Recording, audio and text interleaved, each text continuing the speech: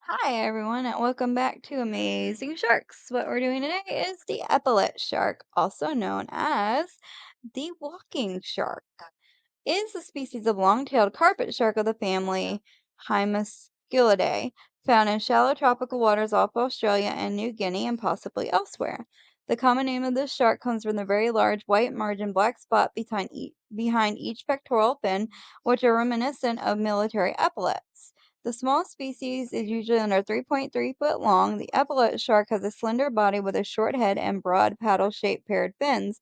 The caudal peduncle, to which the tail fin is attached, compromises over half the shark's length. Adults are light brown above with scattered darker spots and indistinct saddles. They are nocturnal they have nocturnal habits and frequent shallow water on coral reefs or in tidal pools. The shark has evolved to cope with the severe nighttime oxygen depletion in isolated tidal pools by increasing the blood supply to its brain and selectively shutting down non-essential neural functions. It is capable of surviving complete anoxia for 2 hours without ill effects, and at a much higher temperature than most other hypoxia-tolerant animals. Rather than swim, epaulette sharks often walk by wriggling their bodies and pushing with their paired fins. This species feeds on a wide range of small, benthic invertebrates and bony fishes. Epaulette sharks are ovoviviparous, with females depositing pairs of egg capsules around every 14 days from August to December. Due to their hardiness and small size, epaulette sharks are popular with both public and home aquaria.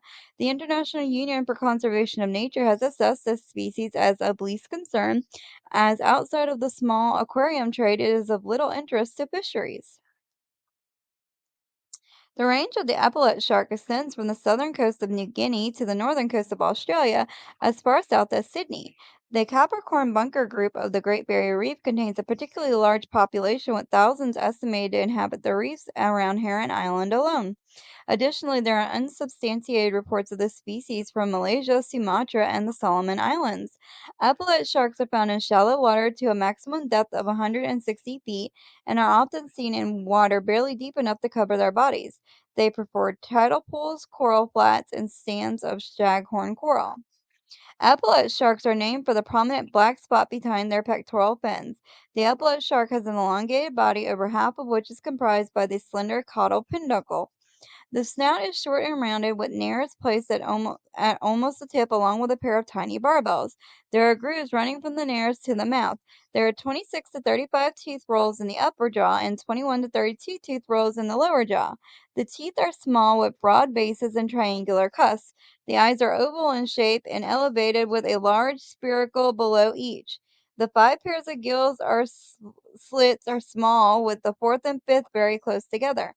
The pectoral and pelvic fins are broad and rounded and are thickly muscled. The two similar sized dorsal fins are placed well back in the body. The anal fin is low and positioned just in front of the caudal fin. The caudal fin has only an upper lobe, which contains a prominent ventral notch near the tip and is angled almost horizontally relative to the body. Adult epaulette sharks are beige to brownish above, with many widely spaced brown spots and subtle darker bands. There is a very large black spot ringed with white located behind each pectoral fin. This pair of spots are the origin of this shark's common name. Juveniles have alternating light and darker bands over the body and fins, which break up as they mature. Epaulet sharks are typically 27.5 to 35.5 inches long. The maximum reported length is 42 inches. As an adaptation for navigating its complex reef environment, the epaulette shark moves by seemingly walking, bending its body from side to side and pushing off the substrate with its paddle-shaped pectoral and pelvic fins. Its gait is similar to that of salamanders, an example of convergent evolution. The shark is capable of swimming, but often prefers to walk along the sand or coral bottom, even when the water is deep enough to allow it to swim freely. The cartilaginous supports of the epaulette shark's paired fins are reduced and separated when compared to other sharks, allowing them to be rotated for use as limbs. The mode of locomotion even enables the shark to crawl out of the water and access isolated tidal pools. The gait of the epaulette shark is convergently similar to those of tetrapods such as salamanders, suggesting that the movements needed for walking on land may predate and facilitated the evolution of the first terrestrial vertebrates. Epaulette sharks are largely nocturnal and are most active in low water. They often hide inside or below coral heads, though it is enough for the head to be covered even if the rest of the body is exposed. Sometimes they perch on the open sandy flats or atop reefs facing into the current, a form of orientation known as rheotaxis that may improve respiration or predator awareness. Epaulette sharks are preyed upon by larger fishes such as other sharks. Its coloration provides protective camouflage, while its epaulette is speculated to be an eye spot for distracting or deterring predators. Epaulette sharks are almost all parasitized by the Pranzia larval stage of gnathlid isopods. The larvae feed on the blood and mouth and mostly attached to the skin around the cloaca and the claspers, though they are also found inside the mouth and on the gills. These parasites cause little damage and are not believed to be adversely affect the health of the shark. Other parasites of the species include a species of Myxoporin in the genus Cudo, which infests the skeletal muscles, the Hemogregarin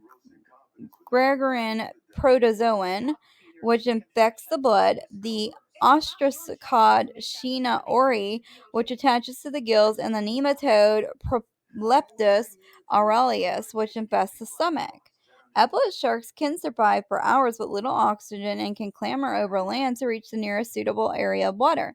At night, the shallow reef platforms inhabited by the epaulette shark often become isolated from the ocean by the receding tide. The amount of dissolved oxygen in the pool can drop 80% or more overnight from the combined respiration of all the organisms within the pool. The epaulette shark has evolved to cope with these hypoxic conditions, being able to survive for over 3 hours in 5% of the atmosphere O2 level without losing behavioral responsiveness. In the laboratory, epaulette sharks have survived for an hour without any oxygen at 86 degrees Fahrenheit, which is also unusual in that most animals capable of tolerating oxygen deprivation do so at low temperatures. The physiological responses of the epaulette shark to low oxygen are mediated by the nucleoside adenosine. In hypoxic conditions, the heart and ventilation rates drop sharply. The shark's blood pressure falls by half as the blood vessels dilate to deliver more blood to the brain and heart. Unlike in bony fishes and tetrapods, the blood flow rate remains constant and there is no elevation of blood glucose levels. The brains of the sharks only consume a third as much ATP as those of telos. The epaulette shark is able to lower this energy demand further by reducing the metabolism of certain areas of the brain, keeping the sensory nuclei functional while deactivating the motor nuclei. This allows the shark to supply enough ATP to prevent neuron death while still remaining alert to its environment. Epaulette shark development rate and fitness are strongly affected by temperature during development. Temperature rises due to climate change are sufficient to weaken the sharks, which risks damages to the ecosystem. The epaulette shark is an opportunistic predator of benthic crustaceans, worms, and small bony fish. Off Heron Island, over 90% of the epaulette shark's diet consists of polychaete worms and crabs, with juveniles taking mostly the former and adults mostly the latter. It hunts most actively at dawn and dusk, though feeding can occur at any time during the day. The shark relies mainly on its olfactory and electroreceptive senses to locate hidden prey. It is capable sucking prey into its mouth by expanding its muscular buccal cavity. While searching for food, the epaulette shark sometimes turns over debris with its snout or thrusts its head into the sand, swallowing food items while expelling the sand grains through its gill slits. Unlike most sharks, the epaulette shark may chew its food for up to 5 to 10 minutes. Its teeth can be depressed to form a flat surface for crushing hard-shelled prey. Mating in the epaulette shark takes place from July to December, though in captivity, reproduction occurs continuously. Courtship may be initiated by the female following and biting the male. The male then holds onto the pectoral fins of the female with his mouth and lies alongside her while inserting one of his claspers into her cloaca. Copulation lasts about 1.5 minutes. Epaulette sharks readily breed in aquariums, even in tanks as small as 135 gallons, but larger tanks are recommended to allow room for the hatch offspring. This species is oviparous, with the females depositing eggs from August to December. The female drops the egg capsules, 2, rarely 4 at a time, every 14 days, producing a total of 20 to 50 eggs per year. Each egg case measures 3.9 inches long and 1.6 inches wide. The young emerge after 120 to 130 days at a length of 5.5 to 6.5 inches.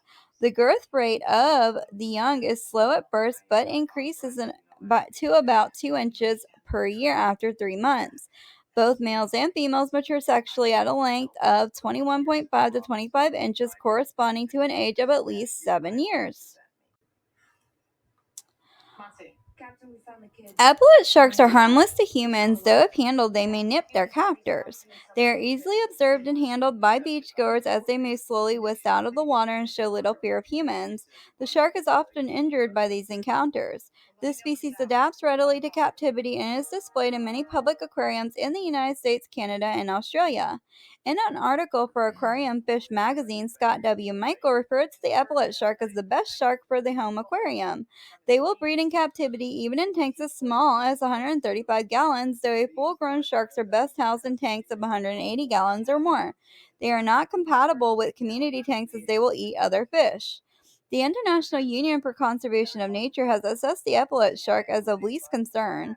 This species is common in Australian waters where it is not captured by either commercial or recreational fisheries and is minimally affected by collection for the aquarium trade and fishery bycatch. Much of its Australian habitat is encompassed by protected marine parks. Off New Guinea, the epaulette shark has been assessed as near threatened, and there it faces habitat degradation, destructive fishing practices, and overexploitation by artesian fishers.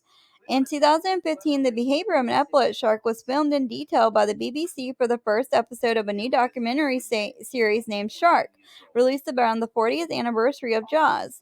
The documentary shows an epaulette shark's ability to walk over land and its hunting behaviors in the ebbing tide. And that is it for the epaulette shark. I hope you guys enjoyed this video.